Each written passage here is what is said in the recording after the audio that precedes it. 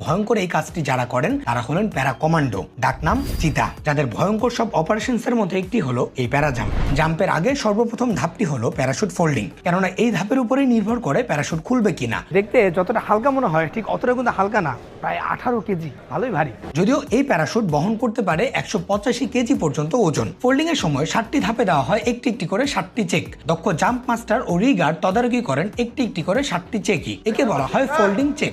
একেবারে শেষ ধাপে রিজার্ভ প্যারাশুটের ঠিক নিচেই ভাঁজ করে সেট করা হয় মেইন প্যারাশুট। এই হচ্ছে দুটো প্যারাশুট, এটা মেইন প্যারাশুট, এটা হচ্ছে রিজার্ভ প্যারাশুট। ইউজুয়ালি এরকম একটা মেইন প্যারাশুট ভাঁজ করতে সময় লাগে 10 থেকে 12 মিনিট, কিন্তু এই রিজার্ভ প্যারাশুট ভাঁজ করতে সময় লাগে 3 থেকে 6 ঘন্টা পর্যন্ত।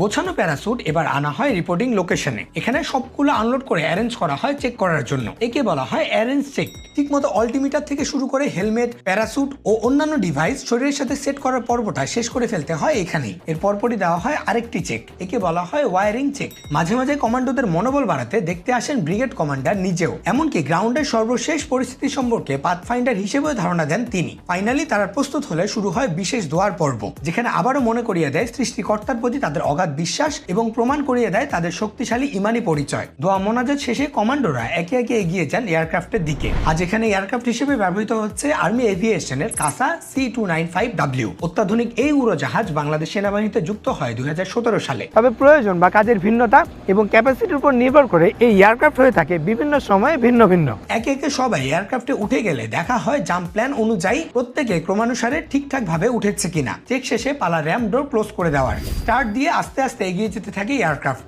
এরপর ধীরে ধীরে রানওয়ে এবং রানওয়ে থেকে দক্ষ পাইলটদের হাতে কয়েক সেকেন্ডের মধ্যে হাজার হাজার ফিট উপরে। এক একজন পাইলটের দক্ষতাও কিন্তু 2-1 বছরের না। এখানে এক একজনের দক্ষতা এক এক যুগেরও বেশি সময়ের। নির্দিষ্ট উচ্চতায় উঠতেই জাম্প মাস্টার সবাইকে কমান্ড দিয়ে দেন জাম্পের জন্য প্রস্তুত হয়ে নেওয়ার। এরপর পরে আরেকবার সবাইকে চেক করা হয় যেন সবার প্যারাশুট থেকে শুরু করে সবকিছু ঠিকঠাক আছে কিনা। একে বলা হয় ফাইনাল ওয়ারিং চেক। সব চেক শেষে করা হয় আরেকটি দোয়া। পাইলট আস্তে আস্তে র্যাম্প ডোর খুলে দেন। তবে এখানে যারা আছেন সবার একটি নির্দিষ্ট হাইট ফিক্স করা, অর্থাৎ নির্দিষ্ট একটি হাইটে যাওয়ার পরে সবাই এখান থেকে জাম্প করবেন। প্রচন্ড বেগে বাতাস ঢুকতে থাকে। নিচে মেঘ ছাড়া আর কিছুই দেখা যায় না। যা দেখা যায় তা খুবই ক্ষুদ্র।